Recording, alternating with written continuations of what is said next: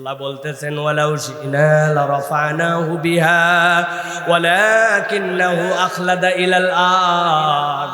আল্লাহ বলতেছেন তার ৩ নম্বর অপরাধ হচ্ছে ওয়ালাকিন্নাহু আখলাদা ইলাল আরদ। এই ব্যাককল কেবল জমিনমুখী হয়ে গেল। আখলাদা মানে মাটির দিকে মুখ করে থাকে যেই সকল প্রাণী, যারা মাঝে মাঝে মাথা উঁচু করলেও বেশিরভাগ সময় মাথা নিচু করে থাকে, ওরা পানি খায় নিচে, ঘাস খায় নিচে, খড় খায় নিচে, ওর মাথা নিচুই থাকে কিন্তু মাঝে মাঝে উঁচু করে। এরকম প্রাণী চিনেন ভাই? গরু, ছাগল, ভেড়া, হরিণ, বাঘ, ভাল্লুক আছে কিনা? আল্লাহ বুঝাচ্ছেন আমি আমার বান্দা তার মাথাকে উঁচু করছিলাম। মানুষই একমাত্র প্রাণী, তার কেবল পায়ের তলা 2টা মাটির সাথে থাকে আর বাকি সব অঙ্গগুলা উপরে থাকে, মাথা থাকে সবার উপরে। আর দুনিয়ার বাকি সব প্রাণী যেই হালতেই থাকে, এই হালতগুলা 3টা হালতের মধ্যে থাকে। একদল প্রাণী সিজদার হালতে থাকে। কি হালত? সিজদার হালত সরীসৃপ প্রাণী, যারা মুখের ভরে চলাচল করে। আমি দেখি মুখের ভরে চলে। আল্লাহ বলতেছেন ওর হালতটাও হচ্ছে দুনিয়ার বুকে সিজদার হালত। সাপ আছে দেখবেন, কেঁচো আছে দেখবেন, টিকটিকি আছে। আবার কতকগুলা প্রাণী আছে যেইগুলা রুকুর হালতে থাকে, ওই গরু, ছাগল, ভেড়া হালতটা তার রুকুর। একমাত্র ব্যতিক্রম মানুষ, তার মাথাটা উঁচু থাকে সবার উপরে। কিন্তু এই মানুষ সকল প্রাণীর উপরে কেমন করে শ্রেষ্ঠত্ব পাইল? ও তো সবসময় সিজদা, ও তো সব সময় রুকুতে, তারপরেও মানুষের মর্যাদা কেমনে বাড়লো? ওই মানুষ মাথা উঁচু করে আল্লাহকে বলে আল্লাহু আকবার। আমার মাথা যখন উঁচু, আমার রব তার থেকে বড়। এরপরে সানা পড়ে, এরপরে ফাতিহা পড়ে, তারপরে মাথা নিচু করে রুকুতে যায়। যখন রুকুতে যায় তার সবচেয়ে ঠুনকো হালতে এইটা। রুকুর থেকে বেশি নড়বড়ে হালত বান্দার জীবনে নাই। বেশিরভাগ শরীরের ভর সামনে দিকে থাকে, একটু ধাক্কা দিলে উল্টায় পড়ে যাবে। ওই বান্দা তখন বলতে শুরু করে সুবহানা রাব্বিয়াল আযীম। আমি যখন সবচেয়ে দুর্বল, আমার রব তখন সবচেয়ে শক্তিশালী। সুবহানাল্লাহ, সুবহানাল্লাহ, সামি আল্লাহু লিমান হামিদা। আল্লাহ বলতেছেন আমার বান্দা আমার যা প্রশংসা করেছে আমি সব শুনেছি বান্দা, মনে করিস না আমি আল্লাহ শুনি নাই। আপনি আনন্দ চিত্তে বলেছেন রব্বানা লাকাল হামদ। এরপরে আপনি সিজদায় চলে গেছেন। খেয়াল করেন আপনার 2টা হাত মাটিতে, নাক মাটিতে, কপাল মাটিতে, 2টা হাঁটু মাটিতে, 2টা বৃদ্ধাঙ্গুলি মাটিতে। এত মর্যাদা এই অঙ্গগুলোর। নবীজি বলছেন তোমাদের মধ্যে কেউ যদি মারা যায়, মারা যাওয়ার পরে গোসল করানোর পরে কাফন দেওয়ার আগে তোমরা কর্পূর নাও, কর্পূর নিয়ে নিয়া সিজদার এই অঙ্গগুলাতে তোমরা সুগন্ধিত করে দাও। এই অঙ্গগুলা কিয়ামতের দিনে যাওয়ার পরে আল্লাহর কাছে নুরানিত হয়ে বান্দার পক্ষে সাক্ষী দিবে। ওই বান্দা সিজদায় চলে গেছে, যাওয়ার পরে তার মাথা নিচু, তার নাক লাগানো, কপাল ভুলন্টিত করে দিয়েছে মাটিতে। কিন্তু আল্লাহকে বলতেছে আল্লাহ দুনিয়ার যত প্রাণী থাক না কেন তারা কেবলমাত্র মুখের ভরে আর পেটের ভরে, কিন্তু আমি আমার মাথা উঁচু থাকার পরেও, হাত উঁচু থাকার পরেও, হাঁটু উঁচু থাকার পরেও, নাক উঁচু থাকার পরেও, কপাল সবচেয়ে উঁচু থাকার পরেও সবগুলা লাগায় দিছি। আর এইখানে আমি যখন সবচেয়ে নিচে, আমি তখন তোমাকে বলতেছি সুবহানা রাব্বিয়াল আলা। আমি যখন সবচেয়ে নিচে, আমার রব তখন সবচেয়ে উপরে। সুবহানাল্লাহ, সুবহানাল্লাহ। আল্লাহ বলতেছেন ওই বান্দা, ওই বান্দা কি দোষ করছে জানো? আখলাদা ইলালার, ও নিরেট দুনিয়াদার হয়ে গেছে। দুনিয়া ছাড়া কিচ্ছু বুঝে না, হালাল হারাম চিনে না। তার কাছে দুনিয়া ছাড়া কোনো টার্গেট নাই, যেমনে হোক দুনিয়া মিলানো লাগবে।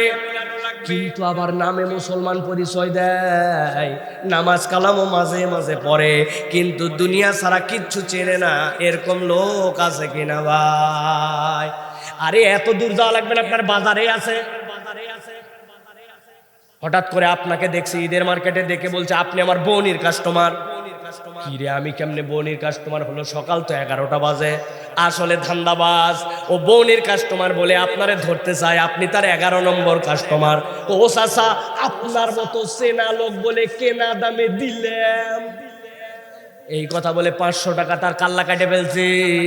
ওর দোকানের আইটেম হালাল, ওর ব্যবসা হালাল, দোকান হালাল, সব হালাল, কিন্তু এই হালাল মালকে দুনিয়ার টার্গেটে হারাম করে বিক্রি করে। এরকম লোক আমাদের এলাকায় আছে না নাই?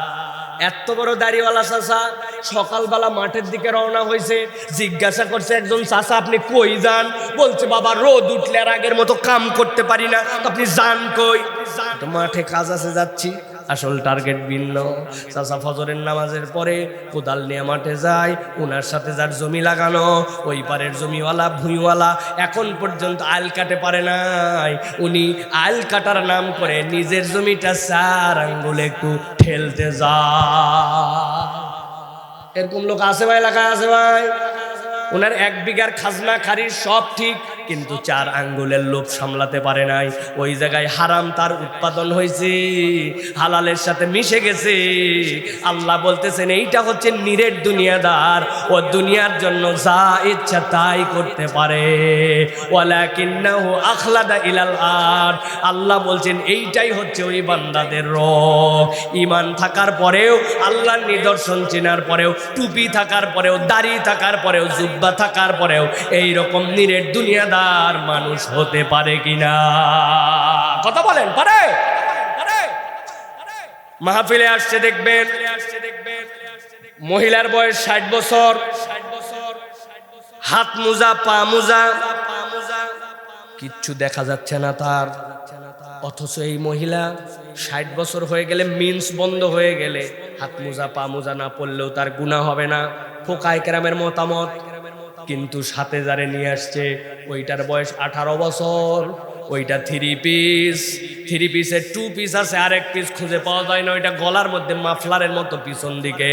ওরে জিজ্ঞাসা করছে, ও চাচি পর্দা তো এইটার করা লাগবে, আপনি এই অবস্থা কেন? বলছে, বেশি কথা বলো না, আমিও বিয়ের পরে পর্দা ধরছি, আমার নাতিও বিয়ের পরে পর্দা ধরবে। আছে না?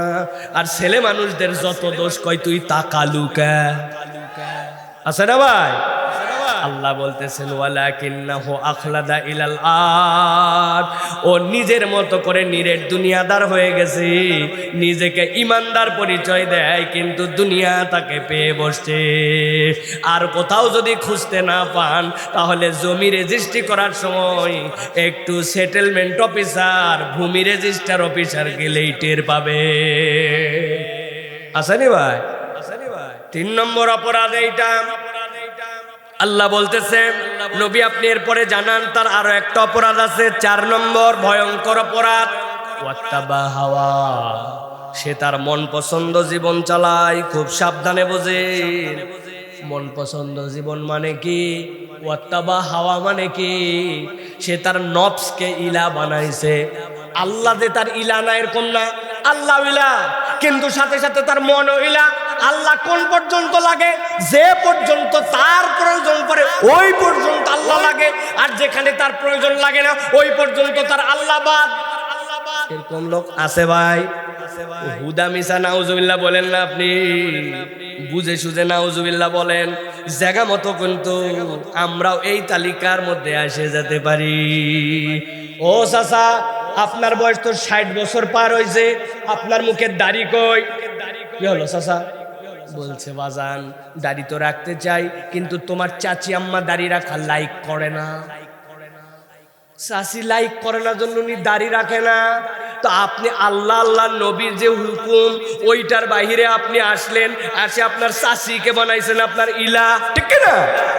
এই যুবক, তোমার মুখে দাড়ি নাই কেন? কই হুজুর সামনে বিয়ের কথাবার্তা চলতেছে, যেই মেয়ের সাথে বিয়ের কথা হচ্ছে ওরা বলছে দাড়িওয়ালা মারিয়ালা সে পছন্দ করে না, এই জন্য হুজুর খালি বিয়ে হোক তারপরে দাড়ি রাখবো। আমি তোমার কাছে বলে দিতে চাই, যেই মহিলা দাড়িওয়ালা ছেলেকে পছন্দ করে না, বিয়ে করতে চায় না, ওই মহিলাকে কোনো মুসলিম পুরুষের বিয়ে করা জায়েজ না। ডাইরেক্ট বলে দিবা, তোমার মতো মহিলা আমার তকদিরে নাই, তোমার বিয়ে করার মতো আমার হাতে সময় নাই। নবীজি বলছেন আপনার জন্য দাড়ি রাখা ফরজ, আপনার জন্য দাড়ি কাটা হারাম, আপনার জন্য বলেছেন দাড়ি লম্বা করা ওয়াজিব।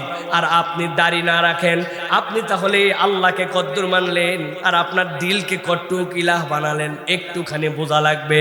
এরকম মুসলমান আপনাদের সিরাজগঞ্জ অঞ্চলে আছে কিনা আমি জানি না। দেখেন তো আমাদের ঢাকার দিকে এরকম কিছু কিছু ভিআইপি মুসল্লি আছে, এত বড় দাড়ি, লম্বা লম্বা জুব্বা, পান খায়, খিলাল মারে, ঘুরে বেড়ায়। আসরের নামাজের পরে এক লোক গেছে, যাই বলছে চাচা বড় বিপদে, 1,000 টাকা একটু হাওলাত দেন। আর কি মারিস না, হাতের টাকা নাই, সর। বলছে আমার বাচ্চাটা অসুস্থ, বড় বিপদে পড়ছি, 1,000 টাকা দেন বাবা। বলছে বললাম হাতে টাকা নাই, আবার ঝামেলা করে।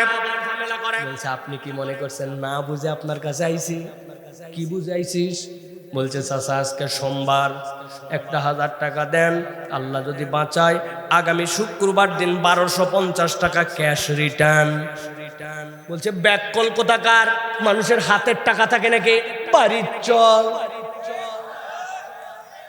বাড়িতে নিয়ে চলে গেছে। যাওয়ার পরে 1000 টাকা দিয়ে বলছে লাগলে আরো বল, তোর চাষিও বসে নাই, তোর চাষিও বাড়িতেই কাজ করতেছে, তবে যা করবি তাড়াতাড়ি কর, ছোট দিনের বেলা মাগরিবের আজান হয়েছে, আমি কিন্তু জামাতে নামাজ ধরবো। আসরের নামাজ পড়ে আসে, মাগরিবের নামাজ জামাতে ধরতে যায়। এত বড় দাড়িওয়ালা টুপিওয়ালা, দাদনে টাকা লাগায়, সুদে টাকা লাগায়, এরকম ইমানদার নামদারি মুনাফিক মার্কা মুসলমান এলাকায় আসে না না? আমার আল্লাহ বলছেন ওয়াত্তাবা হাওয়া, তুমি তোমার মন পছন্দ জীবন চালাও, তুমি তোমার মনকে ইলাহ বানাইছো, আল্লাহ তোমার ইলাহ, আবার তোমার মনও ইলাহ। আরেক দল লোক আছে যাদের কথা বললে আবার ঝামেলা বাইতে যাবে, এই জন্য আজকে বললাম না। চাচা নামাজের ইসলাম ঠিক আছে, পড়া লাগবে, রোজা করা লাগবে, হজ জীবনে একবার তো করাই উচিত, যাকাত মোটামুটি দেয়। তাহলে চাচা এগুলা তো সব আল্লাহর বিধান। যারা বাংলাদেশের টাকা বিদেশে পাচার করলো, দেশের ব্যাংকগুলাকে হাওয়া করে দিল, যেই রাস্তার মধ্যে পাথর দেওয়ার কথা ওই জায়গায় 2 নম্বর খোয়া ঢোকালো, যেই জায়গায় দেওয়ার কথা ভিটামিন ওই জায়গায় দিল 1 নম্বর কেরোসিন, আর যেই জায়গায় দেওয়ার কথা ছিল মোটা মোটা রড ওই জায়গায় দিছে জিনা, আন্দাজি কথা বলেন না, কঞ্চি, কাবারি কাবারি, এইগুলা যারা দিল, আগামীতে তাদের বিচার হোক। তবে এই বিচারটা তো দেশীয় বিচার অনেক দিন হলো, এবার চোরের বিচার আল্লাহর আইনে হোক, ডাকাতের বিচার বিল আকস, ডান হাত আর বাম হাত কেটে ফেলা হোক। কোন নারীর সাথে যদি অন্যায় করা হয়, বহু মিথ্যা প্রতিশ্রুতি দেখছি, আর নয় রজম করে তাদেরকে হত্যা করা হবে। ইসলামের আইনে ওই ছোট থেকে উপর পর্যন্ত চলবে, ইউনিয়ন পরিষদ থেকে সংসদ পর্যন্ত আল্লাহর শরিয়া কায়েম করা হোক। এই কথা বললেই বলবে সাইফুল্লাহ ভাইকে তো রাজনৈতিক বক্তা মনে করছিলাম না, এইও দেখি দলের কথা বলে। আছে কিনা? সবাই কিন্তু জোরে ঠিক বলতে পারে নাই, অনেকের ভিতরে এখনই সুরসুর সুরসুর করে। ওয়াত্তাবা হাওয়া, আল্লাহ বলতেছেন বুঝে চলো, বুঝে চলো। তুমি আল্লাহর কাছে কোন ওয়াদা করে আসছিলে, আর এখন কোন ধান্দাবাজি করো, হিসাব মতো চলো। ঠিক না? ঠিক আমার কথা। আমি আপনাদের কাছে প্রথম একটা কালেমার অল্প একটু পড়বো, বাকি 2টা আপনাদেরকে পড়া লাগবে। পারবেন? পারবেন? হ্যাঁ পারবেন। পড়েন তো দেখি। আমানতু বিল্লাহি, তারপরে আরেকবার বলবো, ওই পেছন থেকে যারা আছেন জমে গেছেন ঠান্ডায়, আরেকবার বলেন আমানতু বিল্লাহি। তারপরে তারপরে এই পর্যন্ত থাক।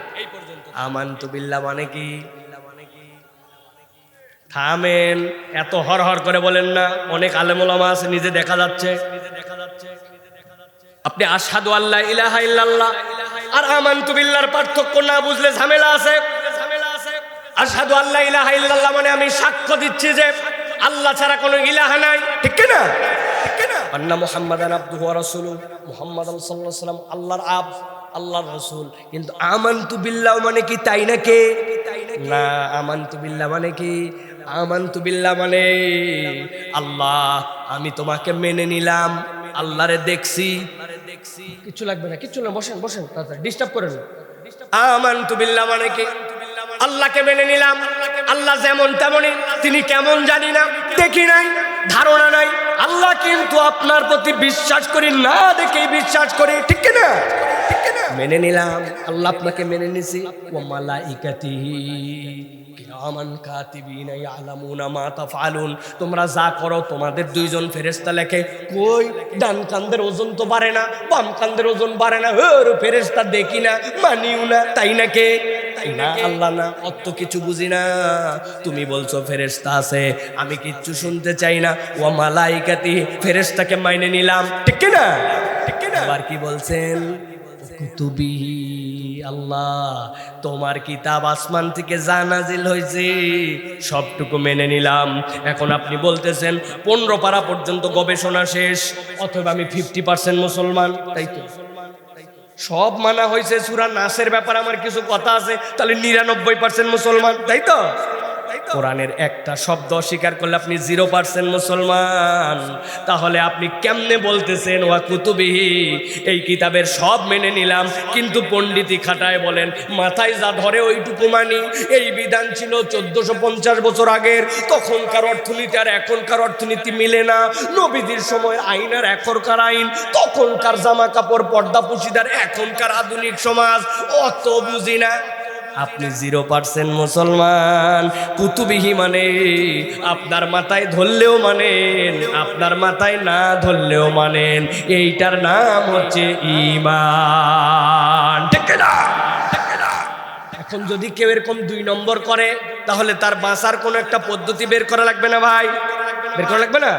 আমি একটা গবেষণা করে পদ্ধতি বের করছি, আপনাদেরকে সেটা জানায় দিতে চাই যে এই পদ্ধতিতে গেলে আপনি কবরে কিন্তু বেঁচে যাবেন। শিখাই দিব আপনাদেরকে, যদি রাজি থাকেন তাহলে বলবো। রাজি আছেন? ফিরি না, যাওয়ার সময় আমি গেটের কাছে দাঁড়াবো, অন্তত পক্ষে 100-200 টাকা করে মোসাফা করে দেওয়া লাগবে। রাজি তো না?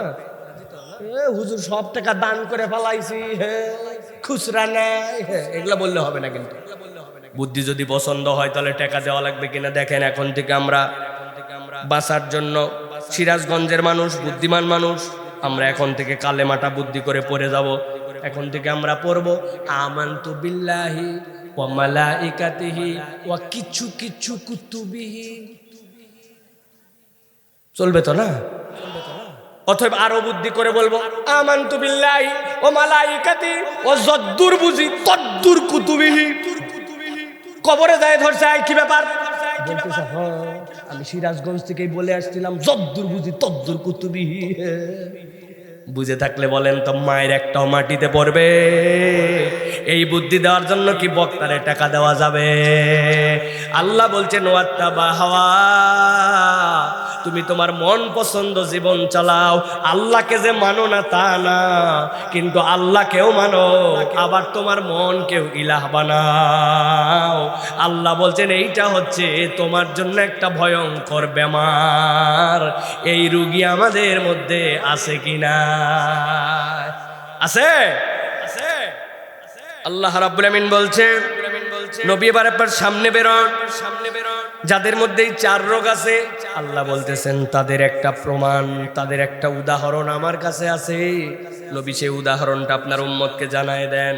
আল্লাহ বলতেছেন ফামাসালুহু কামাসালিল কালব ইন তাহমিল আলাইহি আলহাস আও তাতরুকহু ইয়ালহাস যালিকা মাসালুল কওমিল্লাযীনা কাযযাবু বিআয়াতিনা। আল্লাহ বলতেছেন যাদের মধ্যে 4টা রোগ, জেনে বুঝে আল্লাহর আয়াত স্বীকার করে, মুখ ফিরায় নেয়, পণ্ডিতি দেখায়, সাপের মতো চামড়া বদল করে নেয়। আল্লাহ বলতেছেন 2 নম্বরে শয়তান যাদের পিছিয়ে লেগে যায়। 3 নম্বরে যেই মানুষরা নিরেট দুনিয়াদার হয়ে যায়, দুনিয়ার জন্য যা ইচ্ছা তাই করতে পারে। 4 নম্বরে যারা মন পছন্দ জীবন চালায়, আল্লাহ মানে আবার নিজের মতো করেও চলাফেরা করে, মুসলমানও পরিচয় দেয়, বাপ মায়ের সাথেও বেয়াদবি করে, মুসলমানও পরিচয় দেয়, মুখ দিয়ে গালিগালাজও করে, ইসলাম এবং মুসলমানের গোরস্থানে দাপন হবে এরকম বিশ্বাস করে, আবার বিয়ের আগে কারো না কারোর সাথে সম্পর্কও রাখে। আল্লাহ বলছেন এই 4 রোগ যাদের আছে, নবী জানাই দেন ফামাসালুহু কামাসালিল কালব। আল্লাহ বলছেন তাদের উদাহরণ আল্লাহর কাছে কুকুরের মতো। কার মতো? একসাথে বলতে হবে কার মতো? 3 বার বলাবো আপনাদেরকে, একসাথে একযোগে বলতে হবে তাদের উদাহরণ আল্লাহর কাছে কুত্তার মতো। বলেন কার মতো? কার মতো? চিন্তা করবে সাইফুল্লাহ ভাই 3 বার কুত্তা বলালো, কারণ আছে। আপনি মনে করতেছেন আল্লাহ কুকুরের উদাহরণ দিয়েছে কারণ কুকুর একটা খারাপ প্রাণী, খাওয়া জায়েজ নাই, নিকৃষ্ট। যদি কোনো পাত্রের মধ্যে মুখ দেয় 7 বার ধোয়া লাগে, শেষবার সাবান দিয়ে ডলা লাগে, অথবা শেষবার মাটি দিয়ে ডলা লাগে, তাছাড়া না পাকি যায় না, ঠিক না? এই জন্য বোধহয় আল্লাহ কুকুরের কথা বলছে না। না, আমি এই জন্য বোঝানোর জন্য বলতেছি, আল্লাহ এই জন্য কুকুরের উদাহরণ দেন নাই। আমি আমার ক্ষুদ্র চিন্তায় দেখছি কুকুর অনেক সময় মানুষের থেকে 2টা দিক দিয়ে উৎকৃষ্ট। একটা তার ন্যাচারালিটি, এর মধ্যে একটা হচ্ছে কুকুর মানুষের থেকে বিশ্বস্ত হয়, ট্রাস্টেড। দেখবেন র‍্যাব যখন কোনো একটা সমাবেশে গুরুত্বপূর্ণ কোনো একটা ব্যক্তি আসবে, তখন কুত্তা দিয়ে চারিদিক শুকায়, আছে না? কেন? মানুষের থেকে তার নাকের পাওয়ার 1000 গুণ বেশি। ওই মেশিন যদি আবিষ্কার করা যেত, মানুষ বহু আগে আবিষ্কার করে ফেলতো, পারে নাই, পারবেও না। কিন্তু ওইটা দিয়ে শুকায় নেয়। মানুষ 2 নম্বর করতে পারে, কিন্তু কুত্তা 2 নম্বর করে না। আমি একবার জাপানে গেছি, এত আধুনিক প্রযুক্তির দেশ, পুরা পৃথিবীকে প্রযুক্তি সাপ্লাই দেয় তারা। এয়ারপোর্টে নামছি, ওসাকা যাব টোকিও থেকে, ব্যাগ বুক চেক শেষ, ইমিগ্রেশন শেষ, আমার লাগেজ নিয়ে আমি বাহিরে যাব। এমন সময় দেখি গোল গোল করে এরকম চিহ্ন দেওয়া আছে। একজন এসে বলছে এই গোল চিহ্নের মধ্যে দাঁড়ান, আরিগাতো গোজাইমাস। ওদের পরিভাষা হচ্ছে কাউকে এরকম করে অভ্যর্থনা, আরিগাতো গোজাইমাস, হাত এরকম করে। এখানে একটু দাঁড়ান, দাঁড়ালাম। হঠাৎ করে কুত্তা আইছে, আসার পরে ব্যাগের চারিদিক দিয়ে ঘুরলো, ঘুরে কুত্তা বসে গেল, আমাকে বললো যান। মানে কি, জাপানের মধ্যে কোনো রান্না গোস্ত, রান্না মাছ এইগুলা নিয়ে প্রবেশ নিষিদ্ধ। যদি ধরা পড়ে তাহলে 5 মিলিয়ন ইয়ান তাদের ফাইন হবে। কিন্তু মেশিন ভুল করতে পারে, যার সাথে আপনার খাতির আছে পার্সিয়ালিটি করে ব্যাগ পার করে দিতে পারে। ওইখানে দাঁড়ানোর পরে কুত্তা দিয়ে শুকাইছে, কুত্তা বিশ্বস্ত, ও 2 নম্বর করে না, ঠিক না? আবার কুকুর অনেক সময় মানুষের থেকে কৃতজ্ঞ হয়। প্রমাণ আছে ভাই, আমার কাছে একটা ছোট্ট প্রমাণ আছে, বলি। কত হাজারবার যে গল্প আমি করছি। আমি আমার বাড়ির নিচে চায়ের দোকান আছে, চায়ের দোকানে চা খেতে বসছি একদিন। আমি ইউজুয়ালি যখন চা খাই, চায়ের মধ্যে কোনো বিস্কুট টিস্কুট কিছু একটা ডুবায়া খাই, এটা আমার একটা অভ্যাস। একদিন এক বিস্কুট নিয়ে চায়ের মধ্যে কেবল ডুবাইছি, খাবো এমন সময় কোত্থেকে যেন একটু লোক আসছে, দূরের থেকে দেখে বলছে আপনি সাইফুল্লাহ ভাই না? হ্যাঁ, আপনার ওয়াজ 5 বছর ধরে শুনি। ওরে ভাই, আপনাকে যে দেখবো ভাবি নাই, তো দেখেন আপনার গায়ের পশম দাঁড়ায় গেল, আর উত্তেজনায় শেষ। বললাম ভাই এদিকে আসেন রে ভাই, আমি সেই লোক। কি হয়েছে? তাই দেখা হবে, সাক্ষাৎ হবে, ছবি তোলা হবে, বসেন আগে বসেন, চা খান। ওই যে ওই লোক উত্তেজনা, আর আমার মনে ভুলে গেছে চায়ের মধ্যে আমার বিস্কুট ডুবানো।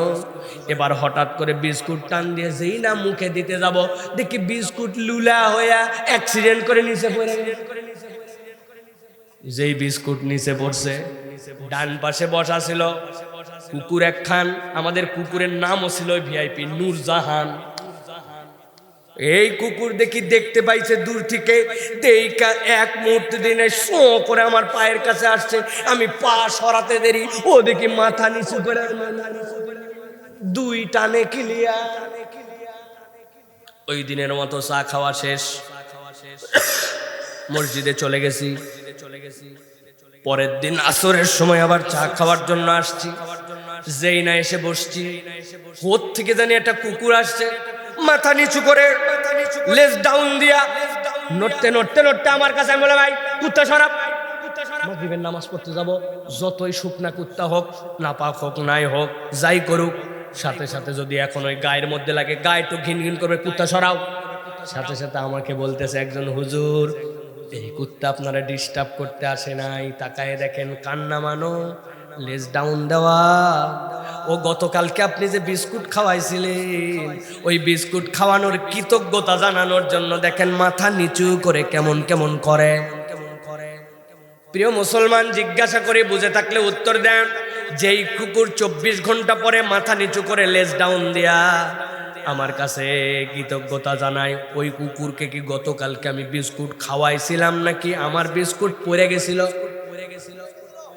পড়ে যাওয়া বিস্কুট খেয়ে 24 ঘন্টা পরে কুকুর কৃতজ্ঞ হয়। কিন্তু এমন মানুষ আপনি পাবেন, টাকা হাওলাত দিছেন, নেওয়ার সময় আপনাকে হেন কোনো পাম নাই, দেয় নাই, হেন কোনো প্রতিশ্রুতি নাই, দেয় নাই, কিন্তু এখন আপনার টাকা ফেরত নেওয়ার সময় এরে খুঁজে পাওয়া যায় না, মোবাইলই বন্ধ।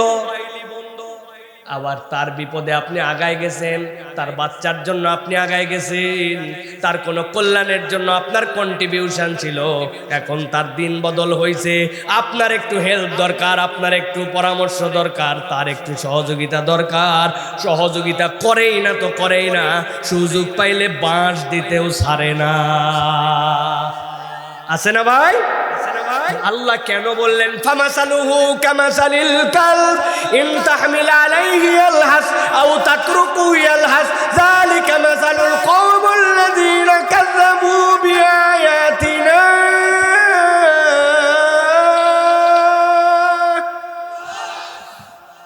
আল্লাহ বলতেছেন এই কুকুরের উদাহরণ এই জন্য দিলাম, কুকুরের পিঠে কেউ বোঝা চাপায় না, কিন্তু যদি বোঝা চাপায় দেয়, পিঠের মধ্যে একটা কিছু বাইন্ধে দিছে, ও দৌড়াতে দৌড়াতে যাওয়ার পর হাঁপাবে। আবার কুকুরের বোঝা চাপাও নাই, কিন্তু দাবার দিছো, ও হাঁপাবে। আরবিতে লাহসুন শব্দের অর্থ জিহ্বা বের করে, লাল পরে পিপাসার্থ হলে, শীতেও পরে, গরমেও পরে, ঠান্ডায়ও পরে, দাবরালেও পরে, না দাবরালেও পরে, ওর যদি পিপাসা লাগে ওর জিহ্বা বের হয়ে যায়, তার মানে ওর লোভ শেষ হয় না। দুনিয়াতেও তৃপ্তি হবে না, পরকালে যাওয়ার পরেও তোর তৃপ্তি হবে না, তোর অভাব মিটবে না, তোর জীবন থেকে অস্থিরতা দূর করব না, এটাই আল্লাহর চ্যালেঞ্জ। ঠান্ডা মাথায় ভাবেন, আন্দাজে ঠিক বলেন না? টাকা আছে, পয়সা আছে, বাড়ি আছে, সব আছে, কিন্তু কোথায় গেল আমার সেই সুখ? আগের মতো খাবারের স্বাদ হয় না রে, একই গাছ, একই লোক, একই পাক। কথা বলেন। অনেক কিছু টাকা পয়সা, তারপরেও কেন জানি তৃপ্তি হচ্ছে না। কথা বলেন। এক লোক সারা জীবনে 1 কোটি 2 কোটি টাকা খরচ করতে পারে না, হাজার হাজার কোটি টাকা দেশ থেকে পাচার করে দিছে, 5টা ব্যাংকে হাওয়া করে দিছে। এক জন্মে একটা মানুষ কয় কোটি টাকা পায়? পায় না, কিন্তু চাই আরো চাই, চাই আরো চাই। আছে কি নাই? যুবকরা বলবে হুজুর ওয়াজ অনেকক্ষণই করছেন, কিন্তু আপনার এই কথার সাথে একমত নয় আমি। এটা 5G জেনারেশন, একটু অস্থিরতা থাকবে। এটা কি মান্দার তামলের যুগ নাকি? দেখছেন না মোবাইলের টাওয়ারের কারণে ডাবের পানি শুকায় যায়, ঠিক কিনা? আমিও তো মাইনে নিলাম তোমার কথা ভাই, দুনিয়ায় নয় একটু অস্থির করে পার করেই দিলাম, কিন্তু এই দুনিয়ার জীবনের পরে যখন কবরে যাব, ওইখানে যাওয়ার পরে যুক্তি তর্ক চলবে তো, ফেরেশতারে বুঝ দেওয়া যাবে তো। নিজের দিকে তাকান, তাকান। যখন 10 বছর বয়স ছিল মক্তবে যাইতাম, 10টা সূরা মুখস্থ করছি। এখন 50 বছর বয়স হয়ে গেছে, হাজী সাহেব হয়ে গেছি, 5-7 সন্তানের বাবা, এরপরে নাতিরাত কর, ব্যবসা প্রতিষ্ঠান, টাকা পয়সার অভাব নাই, কিন্তু 10 সূরা থেকে 11 সূরা হয় নাই। সানার অর্থটার কোনোদিন জানা হলো না। দোয়াই কুনুত ছাড়া মুরব্বি বেতের পরেই যাচ্ছে। কত লোকের জানাজার পিছনে দাঁড়ালো, জানাজার দোয়াজ পর্যন্ত জানা হয় নাই, কিন্তু উনি হেন পণ্ডিতই নাই। এই বাজারের মধ্যে যাই ইউক্রেন রাশিয়ার যুদ্ধ পর্যন্ত চালানোর যোগ্যতা রাখে, কিন্তু আমল না। আল্লাহ বলতেছেন ফাকসুসিল কসাস লাআল্লাহুম ইয়াতাফাক্কারুন। আমার কথা শেষের দিকে ঠান্ডা মাথায় বোঝেন। ও নবী, ফাকসুসিল কসাস, আপনি এই গল্পগুলা বলতেই থাকেন, বারবার বলেন লাআল্লাহুম ইয়াতাফাক্কারুন। আশা করা যায় যেই মানুষের আজকে এখানে আসছিল, আসার আগের মানুষ আর পরের মানুষ এক হবে না। আমি 2টা প্রশ্ন করে আলোচনা শেষ করব। একটা জিজ্ঞাসা করতে চাই, জানি আপনি কি উত্তর দিবেন, তাও শুনতে চাই। আমরা কি দুনিয়াতে এবং পরকালে কুকুরের জীবন চাই না মানুষ? বলেন না, কুকুর না মানুষ? আল্লাহ বলছেন লাআল্লাহুম ইয়াতাফাক্কারুন, চিন্তা ভাবনা করে মাঠ থেকে উঠো। আগের মৃত্যু পরেও মৃত্যু, আগের ফরজ নামাজের তরফকারী পরেও ফরজ নামাজ বাদ দেওয়ার লোক, আগেও সুদখোর পরেও সুদখোর, আগেও বউয়ের সাথে খারাপ আচরণকারী পরেও বউয়ের সাথে খারাপ আচরণকারী, আগেও দাড়ি কাটা পরেও দাড়ি কাটা, আগেও টাকনুর নিচে জামা পরেও টাকনুর নিচে জামা। হিসাব মিলায় উঠো বলছি মানুষ, কিন্তু চিন্তা করা লাগবে।